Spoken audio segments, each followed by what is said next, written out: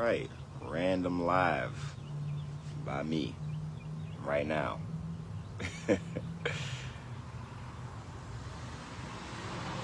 I'm outside in the sun. It's shining brightly. It's a little warm. I don't know who's gonna be watching this live as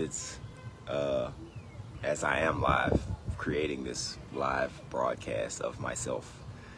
But I just wanted to come on here and say thank you to everyone who voted for me in this America's Favorite Teacher thingy. Update, I am no longer in it, so I will not be bothering you for votes anymore for the foreseeable future. Yeah, it's over. I finished second in the quarterfinals. This lady, Sarah Kramer, was a little bit more determined than I was, I guess. And maybe she just had better timing because she just would not go away. But kudos to her. Congrats to her and all the other teachers that advanced to the semifinals. There can only be one winner, so there will be, some who are disappointed, some who just appreciate the opportunity, such as myself. Yeah, so I don't even know if this is even being publicly broadcast right now.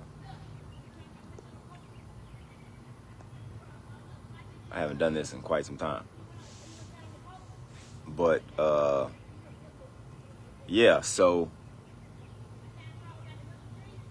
I just want to say thank you so much to everyone who voted for me throughout. If it was just once, honestly, like nobody had to spend time voting for me or sharing or liking or commenting or doing anything to help me participate in this competition for America's Favorite Teacher. It's just really cool to do it though. Like when I first kept seeing the ad on my Instagram, I kept scrolling by it a lot, and then eventually I was like, I'm gonna do it, and it should be fun, right? So let's do it. All right. So I signed up for it, and once the voting began, I was like, okay, people are voting. People think this is cool. Let's do it. All right, yeah. Then I start thinking I might actually have a chance to win because people are like, yeah, you should win this. This is something that Malcolm Reed is good at. So, yeah. So I was like, all right, let's do it. I see people are coming on here now, in and out a little bit, but I'm on here to say that I lost. But I'm to update the fact that the competition is over, but the real reason I'm going live because I want everyone to see in real time, not through a text post or some image that I create, the true authentic humility that I have, the true authentic appreciation. I want you to see, my emotional state, to know that I'm totally fine. Also, like, of course I'm disappointed. You enter a competition and first and foremost, I'm a competitor, so I want to win. I like to win, and I know that everyone who was supporting me wanted me to win as well and felt that I was deserving. And that's the most important thing for me moving forward. Like, I spent a lot of time on social media posting about this thing, and I put some energy into it. So that part is like, well, as much energy as I put into it, I feel like I should have won. Thanks, cuz. I appreciate that. Yeah, so we came up short. I mean, just short, too. Like, it was right there. It was neck and neck to the last 5 minutes. I actually was in first. But, as time expired, I saw that I was in second. And, hey, Ms. Robinson, that I saw that I was in second, so I thought maybe some votes at the buzzer might have went in, and at 12 o'clock they announced that the semifinals had began, and I was not a part of it. I finished second in the quarters. So once again, the amount of support, the amount of just votes and appreciation that was given to me is like the most humbling thing probably that I ever done. I don't think that I've ever spent this much time on social media. Like, still doing this is still like totally out of my comfort zone, to be honest. You know, I know people think, you know, when you see me in person, I'm a pretty bubbly personality, but on social media it's still kind of awkward, honestly. And then like just being open in this way is also kind of awkward. But you know, what I realized though is that it's pretty much only awkward to me. Everyone who saw my posts pretty much was like, yes, I'm gonna vote for Coach Reed or Malcolm or her, whatever, wherever you know me from, family members, McKinley, students, teachers, alumni, classmates, you know, like all those people, my Mississippi Valley family, you know, of course, St. Amar and Ascension Parish people who I've met, people from Traction, whose children I coached, who I coach right now, you know, the parents of those kids, like pretty much all of the networks. And of course, the city of Baton Rouge showed a lot of love, you know, all the people who I grew up with, and who I've known through the years, either playing ball with them or competing against them, or just through Baton Rouge being so small and we just know each other from that. So, you know, the amount of support that I had from all aspects of my life through people who I've touched throughout the years and people who I've interacted with, you know, I think it says a lot about who they are by supporting me so much. People who know me and my family, they know that we've gone through all kinds of things that have been pretty tough to get over. So, you know, I do try to pride myself on representing my family in a very positive light. And, you know, the jobs that I do as a coach and a teacher in and out the classroom, I think the respect and the support that I got from that is because I work really hard at being the best I can be as a coach and a teacher in the classroom to get the job done that job does require. As a coach, you want your team to be competitive. You want to win, you know, and you want to at least look like a team that's organized and structured properly. And I think that I've done that as best I could. But beyond that is the impact that I've made on the players that I've coached lives, and how they speak about the impact that I had on. You know, I've gotten some reflection, gotten a chance to do some reflection about that and share some of that with my social media in the last few weeks, to kind of see, you know, give other people a chance to see, you know, some of the messages that students have shared with me throughout the years. And even, you know, another thing that I'm very thankful for is the people who I work with and work for throughout this time. Like, the support that I've gotten from them has always been a big part of the success that I've had. I'm not going to be naming people because that would take forever, because the amount of that's why I'm here, because the amount of support that I've gotten has been like so many people that is just, when you get a chance to feel that, you know, while you're still alive, it's not going on at your funeral. It's like, dang, you know, it makes me want to do even more. Honestly, it makes me want to open up more and share more, and hopefully that those who see what I do or are inspired to do the same. You know, I think that I'm more motivated now than I've ever been because of the support that I see that I receive in this little silly competition that's really not based on merit. I don't know if I'm America's favorite teacher. I'm the favorite teacher of some people. I do know that. I don't know if I put my resume against every other teacher who is in this competition, that, you know, that mine is the best one. I do know that mine is better than some, and, you know, just a little petty part, I feel like the lady who beat me, like, she don't match up. But, you know, it was about the time, and it was like who had the ball last in a football game, and she did. So I can't be mad about that. You know, I put my best effort forward, and so did those who supported me. And as a teacher, you know, like, where my journey has taken me, to be a teacher is something that I never imagined in my life.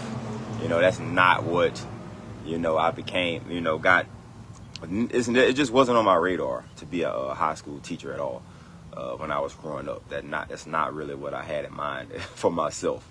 If you ever read my profile during this competition, I said that why did I become a teacher? I became a teacher because I wanted to coach ball. That was, I mean, there's no secret there. But once I got certified, I majored in political science. It wasn't PE, so it was like I got to do social studies because that's kind of my field as far as teaching goes. So once I got in the first year, I was doing as a long-term sub world geography and civics. Now I had plenty of knowledge about these topics, but zero about how to teach them to students other than like, here's the textbook, read it. Through my experience and getting certified, I did get quite a few lessons in teaching. But then when I got certified, I opened up my African American Studies class. And that was like the moment, because during my time in the later years of my college years and the early years of me being a coach and a sub, and a para, I was studying. I talked to my students just the other day about how, there are no teachers, students, or family members really, or no one who was taught what I teach in the classroom. So what I'm teaching in the classroom and what I've been teaching in the classroom for the last like 10 years with African American Studies is something that pretty much no other person was doing or was learning before, during my time in school. There are a few scattered African American history teachers throughout the country that I met through teaching AP African American Studies that's been doing it for a really long time, and I look at them as like my OGs. Like, man, shout out to y'all for doing setting that stage for me to be able to come in and learn from you. But the impact that class has made on my life is just absolutely insane, honestly. So, being a head baseball coach and a head football coach and an AP African American Studies teacher who piloted the course, helped to develop it, to being a consultant for the course, to now go travel throughout the country or do virtual workshops where I'm educating other educators about AP African American Studies or any other topics, honestly. So, I'm proud of myself, y'all. I can give myself my flowers, and that's another thing that I've struggled with. I kind of I'm humble, I'm working, I'm humble, I'm working, I'm humble, I'm working. I'm not bragging about anything, and I'm still not gonna brag, but to be recognized for the things that I've done and the impact I made in my community in my lifetime is what I feel from you guys, my Facebook friends, but who are many of you I know very, very well personally, and you've been supportive of me for a long time, through a lot of things that were difficult for me to overcome. I think that without my family first, but everyone always encouraging me, like I just don't have any real situations where I can say, well, man, people was just hating on me or blah blah blah. And if there was like a disagreement with someone that I've always handled it as professionally as I can, and not allow a misunderstanding or a miscommunication to lead to like some bitter feeling to where I can't move on and they can't move on with their lives and their professional careers in a very positive way as well. So, like everything's just all good, and I just wanted to come on here and just share that with everyone who's been supporting me throughout this little campaign, because that's really all it was. It's funny that I signed up for it on some random stuff, honestly, and then I'm like, all right, look, y'all, I'm doing this. And like, oh, that's cool, let's do it. Then, you scroll down and it's like, oh, donation votes. All right. So on those days where it got tight, people was just, who dropping that bag, or not just who dropping it, but who dropping it at the right time when that time expired, So I made it to the quarterfinals. I was in first for the majority of that time. I kind of played around with it, kind of, had some fun with some of my posts, joking about it. But now, like, my social media presence is an actual thing. So I feel like I should just keep doing this more. Maybe, I guess, I don't know. when I got time. Summer coming, so I probably will have a little bit more time. But I gotta get my grades in and stuff. Like, y'all, I ain't the perfect teacher now. You know, my grades don't be in on time all the time. But I be teaching though. Lessons be planned, and you know, I work really hard. I really do, and I study, y'all. Like, I think what I'm best at in the classroom is making connections to my students from real life. Like, my unique story and experiences have lended me to be like in a position where every single student that I talk to, I can reach them right where they are. Like, whether it's the nerdiest kid in the class, because I'm him too, him or her, or like the jock in the class, I'm them. If they got a hip hop head in the class, I'm them. If they got like somebody who's into rock music, or if they get anything, I get so excited when it's a student who like is into 90s music, because it's like, yeah, you my people. You know, also like when I'm doing like the field trips, what I love about Louisiana, being from here as an African American studies teacher, is my little nephew just pulled up, is like in Louisiana, we got all the history here. So if you from Louisiana, just know you don't have to go anywhere else to do African American history. We got it all here. Like, every single thing that you need to know starts right here. If you go to New Orleans, if you go to Baton Rouge, if you go anywhere in between, as far as Lafayette, you can go to Street, even North Louisiana too. They just cotton. Down here we sugar. So, but so that unique experience, like when I'm talking to teachers from all over the country, and I'm sharing like, hey, we gonna go to the Whitney Plantation Museum. We going to New Orleans, and we could see where the slave auctions were if we want to do that. Donaldsonville has a great River Road Museum. Baton Rouge has a Black History Museum. And the Baton Rouge bus boycott from 1953 inspired the Montgomery bus boycott. And my grandfather played a role in that. It's just like, dang, yo, like, it's so real right here in my hand. So when I'm teaching it, it's like, yeah, it's not like you don't have to look for students to this reality of the history that we studying is right here inside of your teacher, and right here with your parents, and the ground that you walk on is that same kind of ground. Another thing, shout out to the great state of Mississippi, because my time at Mississippi Valley State University, in the Mississippi Delta, about right in the area where we think about Medgar Evers, who spent buku time in Mound Bayou, right? Mound Bayou is the first all black city in Mississippi. Let me not misquote, because it might not be the first one, but it's one of them, you know, and it's a major one, because that's where, you know, that the Emmett Till story is connected to that. The Medgar Evers story is connected. Hold on, I gotta say what's up. What up, nephew? I'm on here live, my little thing over with, so I'm talking to my people. Yeah, so Medgar Evers, Emmett Till, right there in the Mississippi Delta. Medgar Evers, who was an instrumental part of NAACP, was also assassinated by Byron De La Beckwith from Greenwood, Mississippi, right there.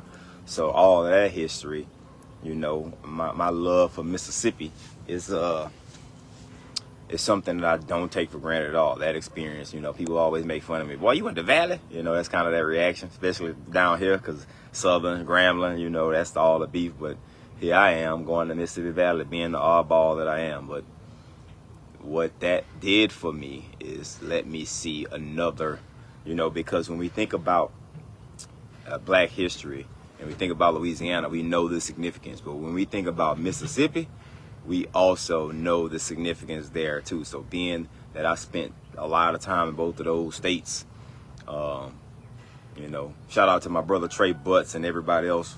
R.I.P. to Chris McKnight, my teammate who passed away just yesterday, man. That's you know, I'm in class, I scroll off and see that. I'm like, my students taking a test, and I'm trying my best to not show that, like, because it's gonna be a distraction. This test is important, you know what I'm saying? Like, it's practice for the AP exam, so I can't distract them.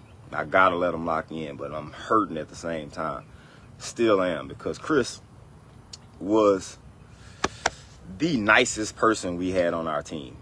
Like literally the nicest guy. If you ever like just wanted to crack a few jokes, he in with you.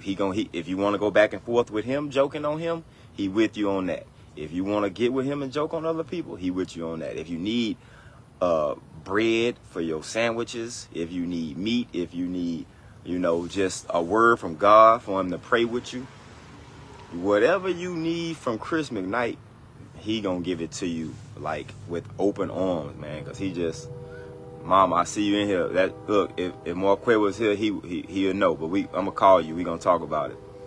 But yeah, R.I.P. Chris. We just found that yesterday. So that's my Mississippi Valley family. It's just a huge part of why I'm able to be who I am as a teacher, because of my experiences. So I don't really take credit, for anything. I try to give all the glory to God as far as I'm concerned, and those who helped me get to where I am. And with the support that I've been shown from this experience, like, man, I'm so motivated. I'm like, what I could do next? You know what I'm saying? Like, what else can I do to kind of keep this momentum going that I've been able to build with this little situation?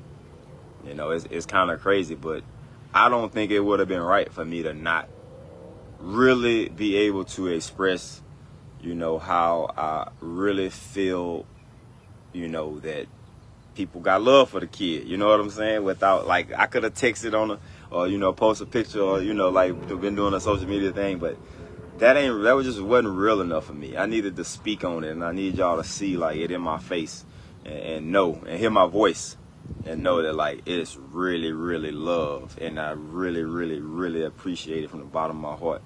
And I haven't told my kids yet. They're gonna be sad. They're gonna be sad because I was like, Dad, you gonna win. Dad, you gonna win. But I'm like, yeah, we gonna win. And it didn't happen. But at the end, like, I feel like I won anyway. In some ways, it does suck losing, just because losing sucks. But but what I learned in the process, right? What I've learned in the process. A lot of people say you don't lose, you learn. Either I win or I learn. And I learned that there are so many people who got love for me and support me in a lot of different ways. So, I don't take it for granted, and I need everyone to know that I mean that from the bottom of my heart. And yeah, I think that might be all I got to say. Appreciate y'all again. Yeah, I think that's it. Peace.